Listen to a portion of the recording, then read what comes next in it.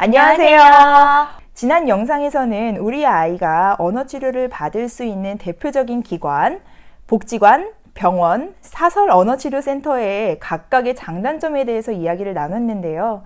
이번 영상에서는 도토리쌤과 정부 지원 바우처에 관해서 이야기를 나눠볼까 합니다. 언어발전소 언어치료 정부 지원, 즉 바우처에 대해서 간략히 소개 좀 부탁드려요. 자녀의 언어 치료를 시작하기에 앞서서 많은 부모님들께서 바우처 서비스에 대해서 알아보실 겁니다. 바우처란 일정 조건을 갖춘 사람이 교육, 주택, 의료 따위의 복지 서비스를 이용할 때 정부가 비용을 대신 지급하거나 보조해주기 위해서 지불되는 것을 의미합니다. 자녀의 임신과 출산 과정에서 국민행복카드라는 카드 발급하셨던 기억이 있으실 텐데요.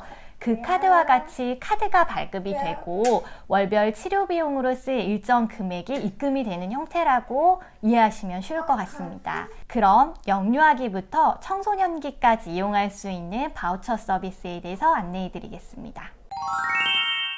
발달재활 지원 대상은 만 18세 미만의 장애아동입니다. 하지만 만 6세 미만의 일반 아동들도 신청이 가능합니다. 단 이 경우에는 소아청소년과나 소아정신과,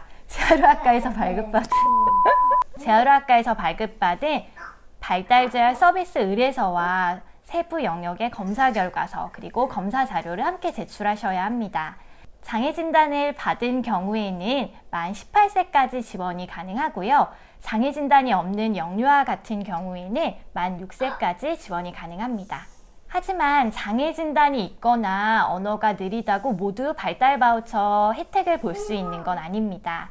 발달 바우처의 경우에는 소득 제한이 있습니다. 기준 중위소득 180% 이하이면 가능합니다. 이는 월로 납입되는 건강보험료 납입 기준으로 보시면 될 것 같은데요. 3인 가족을 예로 든다면 직장 가입자 같은 경우에는 월 24만 원, 그리고 지역 가입자 같은 경우에는 월 26만 원 미만의 건강보험료를 납부하시면 신청 가능하십니다. 지원금은 소득 기준에 따라서 월 14만 원에서부터 22만 원까지 차등 지원됩니다. 바우처 신청은 서비스 대상자의 주민등록상의 주소지, 읍면동 주민센터에서 가능하며 연중 신청 가능합니다. 주민센터에 비치된 신청서와 신분증, 소득증명 자료를 제출하시면 되고요. 만 6세 미만의 아동 같은 경우에는 발달재활 서비스 의뢰서와 검사 자료를 제출하셔야 합니다. 단 바우처 같은 경우에는 각 지자체의 예산에 따라서 신청 후 발급이 되지 못하고 대기를 해야 하는 경우도 많습니다. 따라서 신청 자료 준비에 앞서서 거주하시는 읍면동 주민센터에 먼저 문의해 보시는 게 좋습니다. 최종 대상자로 선정이 되고 등급이 결정되게 되면 개별 통지를 받게 되고요. 발급받은 카드를 발달 바우처 제공기관에서 사용하시면 됩니다. 두 번째 소개해드릴 바우처는 지역사회 서비스 투자 사업의 일환으로 진행되는 우리 아이 심리지원 서비스, 아동 청소년 심리지원 서비스입니다.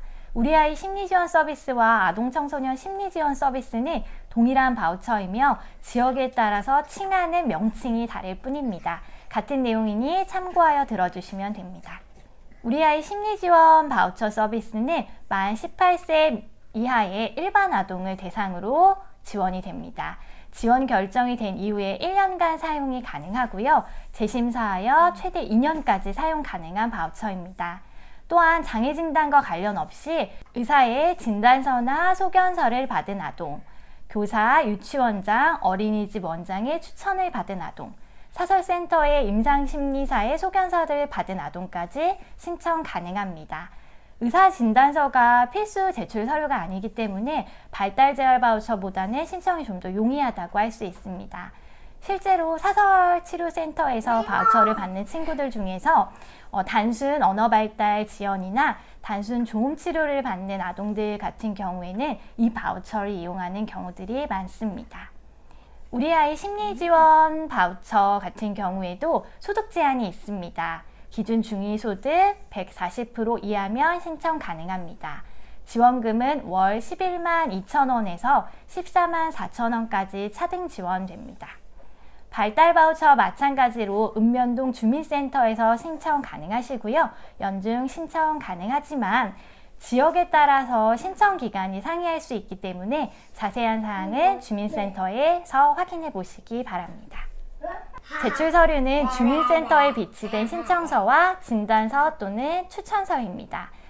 대상자로 선정되고 등급이 결정되면 개별 통지를 받게 되고 발급받은 카드는 우리 아이 심리지원 서비스가 제공되는 기관에서 사용하시면 됩니다. 단 지자체 예산에 따라서 대기 기간이 생길 수 있습니다.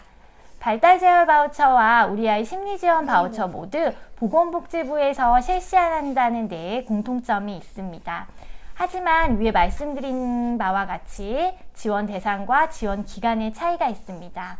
어린 나이에 바우처를 신청하는 경우에는 보다 사용기간이 길고 지원 금액이 큰 발달 바우처를 발급받아서 사용하시는 면이 좀 유리한 면이 있습니다. 하지만 대체적으로 발달 바우처가 심리지원 바우처보다는 대기기간이 길다고 알려져 있습니다. 두 바우처에 또 다른 점이 한 가지 있는데요. 발달 바우처 같은 경우에는 전국 어디서나 사용이 가능하다는 점입니다. 바우처를 사용하던 중에 타 지역으로 이사를 가게 되어도 지속적으로 사용 가능합니다. 하지만 우리 아이 심리지원 서비스 바우처의 경우에는 해당 지역에서만 사용이 가능합니다. 예를 들어 서울의 양천구에 살다가 서대문구로 이사를 갔다. 이런 경우에는 바우처를 새로 발급받으셔야 합니다. 전체적인 바우처와 관련된 좀 더 자세한 내용은 인터넷 검색창에 사회서비스 전자바우처로 검색하시면 확인 가능하십니다. 교육청 바우처 카드는 지역마다 굿센카드, 꾸미든 카드, 참 좋은 카드라는 이름을 가지고 쓰입니다. 이전에 말씀드린 두 개의 바우처와는 달리 교육청에서 제공되는 바우처 서비스로 지원 대상은 만 3세의 장애 영아나 유치원과 초, 중, 고등학교에 재학하는 특수교육 지원 대상자입니다. 교육청에서 제공되는 바우처이기 때문에 어린이집에 재원 중인 원안은 제외됩니다. 교육청 바우처가 다른 바우처와 가장 큰 차이점이 있다면 바로 소득과 관련 없이 지원이 가능하다는 점입니다.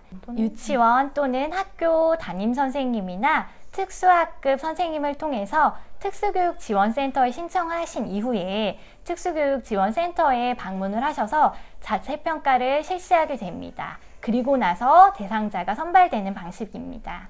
치료지원금은 월 12만 원입니다. 교육청 바우처 같은 경우에는 치료지원비 이외에도 방과후 지원금이 함께 지원이 되는데요. 지역에 따라 좀 상이할 수는 있지만 약 10만 원 내외의 기타 방과후 교육을 받을 수 있는 지원금이 추가로 지원이 됩니다. 교육청 바우처의 대상자가 되면 혹시나 학교의 도움반에 들어가서 수업을 받아야 한다거나 치료를 받는 것이 기록에 남을까봐 걱정하시는 학부모님들이 많으신데요. 치료를 중단하거나 졸업을 하게 되면 관련 정보는 삭제되니 걱정하지 않으셔도 됩니다. 바우처를 신청하시기 전에 자녀가 언어 치료를 받으려고 하는 기관이 어떤 바우처를 신청하고 있는 기관인지, 그리고 여러 사항을 고려했을 때 우리 아이에게 가장 잘 맞는 바우처가 무엇인지 고민하신 이후에 신청을 하시면 좋을 것 같습니다. 성인이 받을 수 있는 언어치료 정부 지원도 있을까요? 그 대상자와 신청 절차에 대해서도 알려주세요.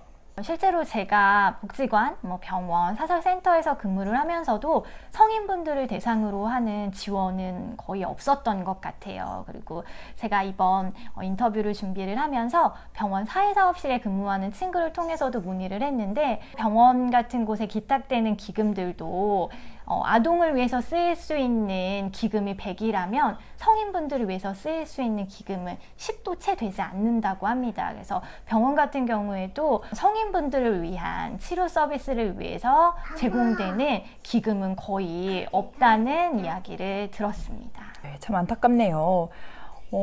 복지관은 기본 단가가 저렴하고 또 차상위 계층의 경우에는 더 할인된 금액으로 언어 치료를 받을 수 있다고 해요. 근데 대기 인원이 워낙 많아서 최소 1년 이상 대기해야 하는 경우가 많다고 하더라고요.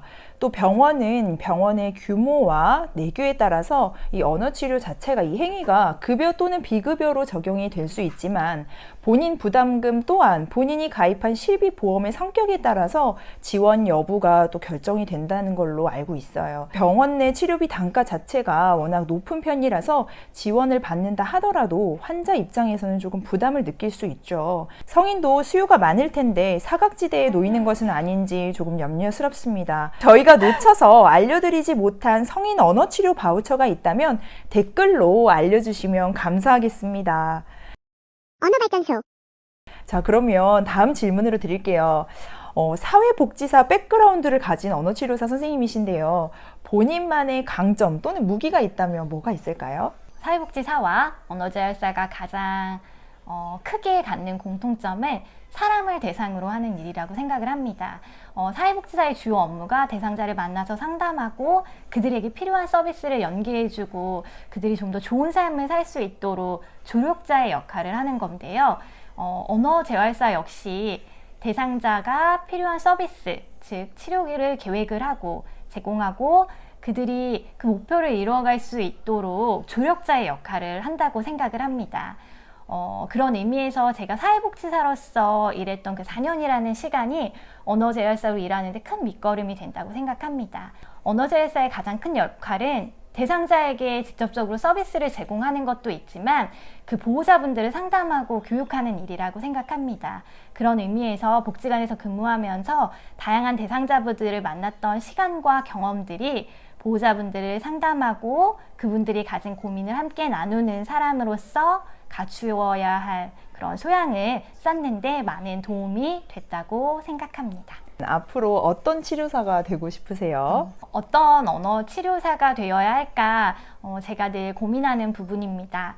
가끔 한 아이의 언어 발달과 관련된 부분을 온전히 책임져야 한다는 생각에 좀 감당하기 힘든 책임감을 느끼기도 합니다. 그래서 늘 공부하고 고민하는 치료사가 되려고 노력하고 있습니다. 사실 어쩌면 이건 전문가로서 당연한 답변인 것 같기도 하네요.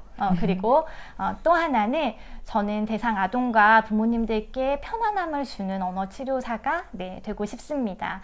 그 조그만한 치료실 공간에서 저와 단둘이 40분이라는 시간을 보내는 우리 아이들이 편안한 마음으로 치료를 받았으면 좋겠고요. 그리고 그 40분을 위해서 많은 수고를 하고 계시는 부모님들께서 궁금하셨던 내용들 그리고 요즘 염려되시는 부분들을 주저없이 저와 함께 나누고 소통할 수 있는 그런 편안한 언어 치료사가 되는 게 제 바람입니다.